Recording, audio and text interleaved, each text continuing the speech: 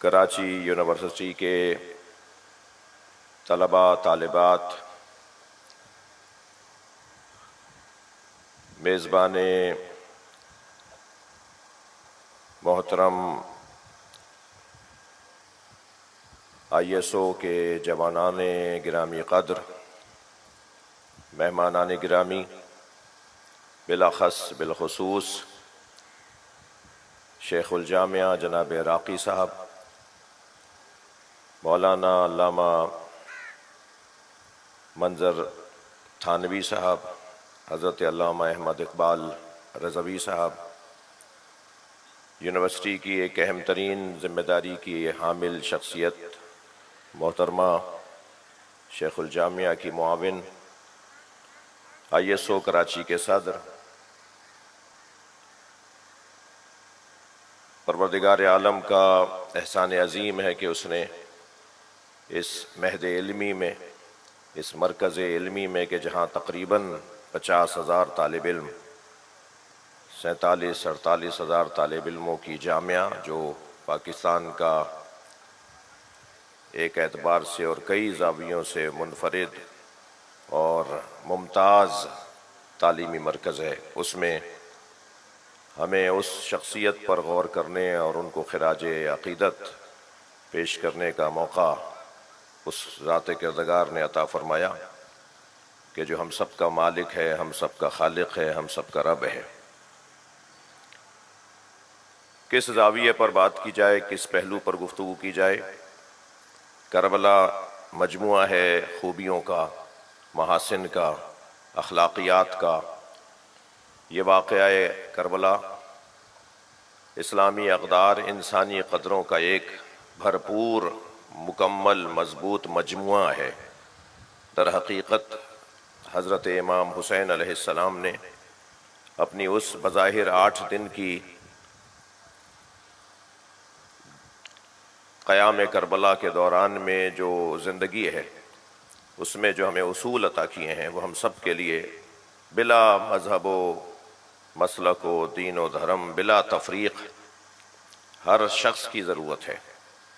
مثلا جس آیت کو میں نے آپ کے سامنے تلاوت کیا، اس میں ارشاد ہو رہا ہے کہ لا يحب اللہ الجہر بالسوء من القول، اللہ کو اونچی آواز میں کوئی ایسی بات کرنا جو کسی کو ناگوار گزرے پسند نہیں ہے، الا من ظلم، مگر جس پر ظلم ہوا ہے وہ اونچی آواز میں بات کرے، چاہے کسی کو ناگوار گزرے۔ اللہ کو پسند ہے کہ مظلوم کا ساتھ دو، مظلوم کا ساتھ دینا اللہ کو عزیز ہے۔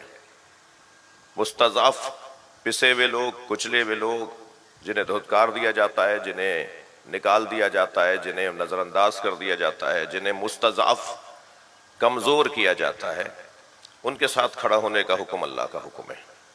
لا يحب اللہ الجہر بالسوء من القول، اونچی آواز میں اللہ کو کوئی ایسی بات لا يحب اللہ الجہر من القول، اللہ کو اونچی آواز میں کوئی ایسی بات جو کسی کو بری لگے، لا يحب اللہ، پسند نہیں ہے۔ الا من ظلم، مگر جس پر ظلم ہوا ہے۔ اب یہ سارے احکامات پلٹ جائیں گے۔ جس پر ظلم ہوا ہے وہ اونچی آواز میں بات کرے، چاہے کسی کو ناگوار گزرے، اللہ کو پسند ہے۔ تو یہ ظالم نہ شیعہ سنی کا اس کی شناخت ہوتی ہے، نہ ہندو مسلم کی شناخت ہوتی ہے، نہ مسلمان غیر مسلمان کی شناخت کا عنوان ظالم اور مظلوم کا ہے۔ ظالم ظالم ہوتا ہے، مظلوم مظلوم ہوتا ہے۔ وہ کسی بھی دین، دھرم، مذہب، مسلک کا ہو سکتا ہے جو ظالم ہو، اور وہ کسی بھی مذہب کا ہو سکتا ہے جو مظلوم ہو۔ تو قاعدہ یہ بنا قرآن کا کہ مظلوم کے ساتھ کھڑے ہو جاؤ، جس کے ساتھ زیادتی ہو رہی ہے اس کے ساتھ کھڑے ہو جاؤ۔ تو یہ ایک گلدستہ، یعنی ایک روشن، ایک کھلا ہوا پھول ہے کربلا سے جو ہمیں ملا ہے۔ لہٰذا سرکار دو جہاں نے حضرت امام حسین کو جب گود میں لیا اور آپ کی کان میں اذان و اقامت کی، جیسا کہ ابھی مولانا ایک روایت کی طرف اشارہ فرما رہے تھے، تو اس وقت ایک دعا مانگی تھی اللہ کی بارگاہ میں، وَرَبَّنَا فَجْعَلْ أَفْئِدَةً مِّنَ النَّاسِ تَهْوِي إِلَيْهِمْ، یا اللہ، یہ قرآنی دعا ہے، یہ حضرت ابراہیم نے حضرت اسماعیل کے لیے مانگی تھی، یا اللہ لوگوں کے دلوں کو میرے حسین کی طرف موڑ دے۔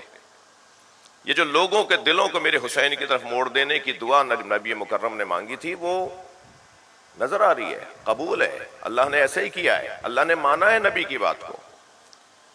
آج آپ اندرون سندھ میں چلے جائیں، پنجاب میں چلے جائیں، آسٹریلیا، کینیڈا، ان مغربی ممالک میں چلے جائیں، کون سا ملک ہے جہاں عیسائی امام حسین کو خراج عقیدت پیش نہیں کر رہا، جہاں ہندو امام حسین کو خراج عقیدت پیش نہیں کر رہا؟ سنی برادران کے اندر اپنے اپنے انداز سے امام حسین کے ادب اور احترام کا انداز اپنایا جاتا ہے، طریقہ اپنایا جاتا ہے۔ ہر شخص، وہ کون سی چیز ہے؟ وہ کامن چیز، وہ مشترکہ چیز جو آپ سب کی، ہم سب کی مشترکہ چیز ہے، وہ ہے ظلم سے نفرت، وہ ہے مظلوم سے پیار، وہ ہے ظالم سے دوری۔ یہ ایک کامن چیز تھی جو سب کے لیے تھی، وہ کربلا نے واضح طور پر ہمیں دی۔ میں ایک نقطے کی طرف، کیونکہ ابھی ہماری گفتگو رہی شیخ الجامعہ سے، بہت ہی یونیورسٹی کے لیے دعائیں بھی کی، یونیورسٹی کی ترقی کے حوالے سے باتیں بھی ہوئیں، اور پھر جو مسئلے مسائل طلباء کے ہیں ان پر بھی ایک مشورہ ہوا۔ بہت فراغ دل ہیں، بہت ہی کھلے دماغ کی شخصیت ہے، اور بہت ہی مسائل کو سمجھنے اور مسائل کو حل کرنے کا ارادہ رکھنے والی شخصیت ہے۔ ایسے افسران اور ایسے ذمہ داران کا ہمارے پاکستان کے ہر ادارے کو ضرورت ہے۔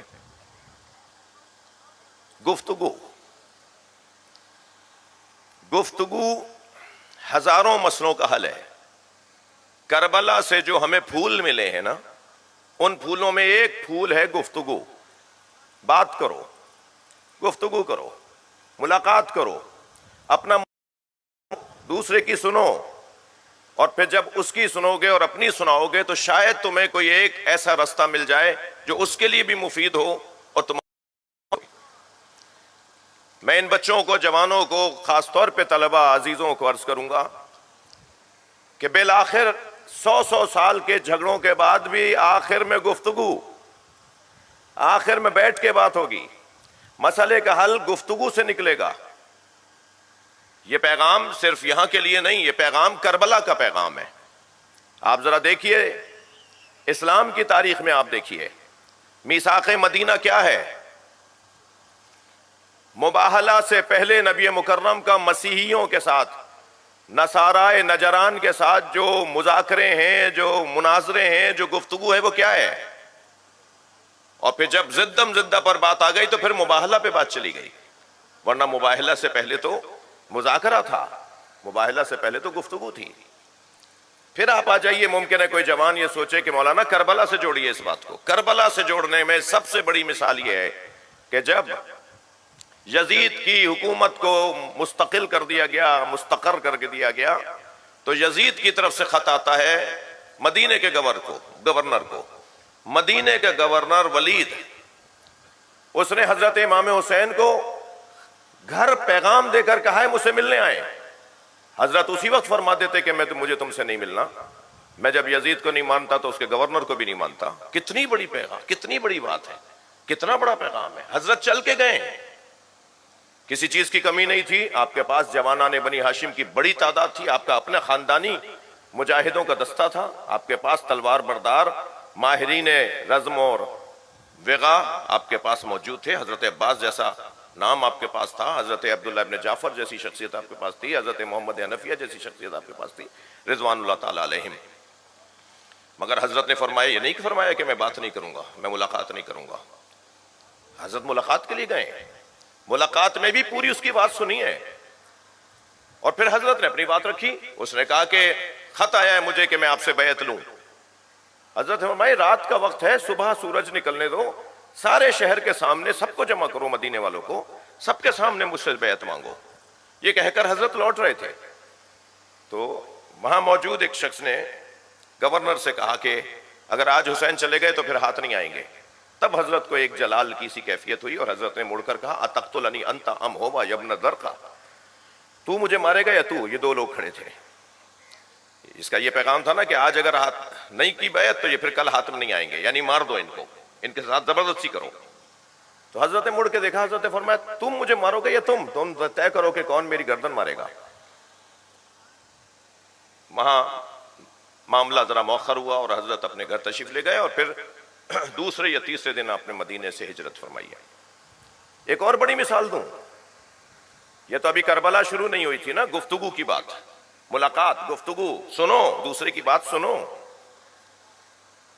کہ جب شمر ابن ذی الجوشن حضرت عباس کے لیے امان نامہ لے کر آیا ہے کربلا میں،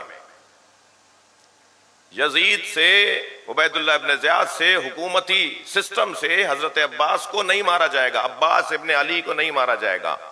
ایک تحریر لے کر آیا، پتہ نہیں کیا بولتے ہیں آج کی زبان میں اس طرح کی تحریروں کو۔ تو حضرت عباس نے اسے ملنے سے انکار فرمایا۔ حضرت نے فرمایا میں اس سے نہیں ملوں گا جب اس نے پیغام بھیجا۔ تو مولا حسین علیہ السلام نے فرمایا عباس جاؤ جا کے جواب دو، وَإِنْ كَانَ فَاسِقًا، اگرچہ آدمی فاسق ہے مگر گفتگو ہونی چاہیے، بات ہونی چاہیے۔ اور پھر حضرت نے جا کر اس سے گفتگو کی ہے، اس نے کہا کہ میں آپ کے لیے تحریر لایا ہوں، کربلا میں آپ کو نہیں مارا جائے گا، شرط یہ ہے کہ حسین کو چھوڑ کے چلے جاؤ، حسین کو اکیلا کر دو۔ تو حضرت عباس نے ان سے کہا کہ اس سے کہا کہ اس امان نامے میں میرے مولا حسین کا نام ہے؟ اس نے کہا نہیں، صرف تمہارا نام ہے۔ تو پھر حضرت نے فرمایا اس امان نامے پہ بھی لعنت اور تجھ پہ بھی لعنت، اب گفتگو ختم۔ یہ جو میں سمجھتا ہوں کہ ہمیں ایک مثال بھی اگر کسی رہنما شخصیت سے مل جائے تو وہ ہمارے لیے، کیونکہ قرآن کی ایک آیت بھی کافی ہے، ان ہستیوں کی زندگی کی ایک مثال بھی کافی ہے۔ گفتگو ہونی چاہیے، بات ہونی چاہیے، ملاقاتیں ہونی چاہیے، سعہ صدر، برداشت، تحمل مزاجی، ایک دوسرے کو برداشت کرنا، حقائق کو تسلیم کرنا، ایک دوسرے کے وجود کو ماننا۔ ساری دنیا مل کر اگر کسی ایک مسلک اور مذہب کو ختم کرنا چاہے تو یہ کام اچھا نہیں ہے، یہ ہو نہیں پائے گا۔ سارے شیعہ مل کے سنیوں کے خلاف ہو جائیں، نہیں ہو سکتا کچھ۔ سارے سنی مل کے شیعوں کے خلاف ہو جائیں، نہیں ہو سکتا کچھ۔ یہ کام جو نہیں ہو سکتا اسے کرنے کی ضرورت بھی نہیں ہے۔ کچھ چیزیں ہیں جو آپ کے پاس، آپ کے دلائل اور آپ کے پاس حقائق ہیں، وہ کسی اور کو ماننے چاہیے، برداشت کرنا چاہیے، اور ایسے ہی انہیں آپ کو ماننا چاہیے اور آپ کو انہیں، اور ہم مل کر ممکن ہے، جیسے ابھی تھانوی صاحب فرما رہے تھے کہ ماضی میں اس کی بڑی اچھی مثالیں تھیں۔ مولانا مودودی میں اور جوشر ملی آبادی میں دوستی تھی، اور جو نوک جھوک ان کی اگر آپ لوگوں کو سنا دی جائیں اور عام کر دی جائیں تو تعجب ہوگا کہ اتنی سنجیدہ موضوعات کے اوپر ایسا مزاحیہ انداز میں نوک جھوک ہوتی تھی ان کی۔ مولانا مودودی ایک بہت بڑے نظریاتی اہل سنت مسلک کے، کیونکہ مسلک ہی کہا جائے گا جماعت اسلامی کو، جی، اس کے بانی، اور جوش ملی آبادی خوشبودار شیعہ، یعنی ایسے پکے شیعہ، ایسے خاندانی اور رسومات کے پابند شیعہ، اور دونوں میں دوستی تھی، اور دونوں میں نوک جھوک ہوتی تھی، اور دونوں میں پیار تھا، دونوں میں اچھی محبتوں کا رشتہ تھا۔ ہو سکتا ہے یہ تو ایک مختصر سی اس کربلا کے واقعے میں ہمیں اور بہت سارے پھول ملتے ہیں، بہت ساری خوشبوئیں ملتی ہیں، بہت سارے رہنما اصول ملتے ہیں جن سے ہم اپنی زندگیوں کو بہتر بنا سکتے ہیں۔ اللہ ان باتوں پہ عمل کی مجھے توفیق عطا فرمائے۔ بہت شکریہ۔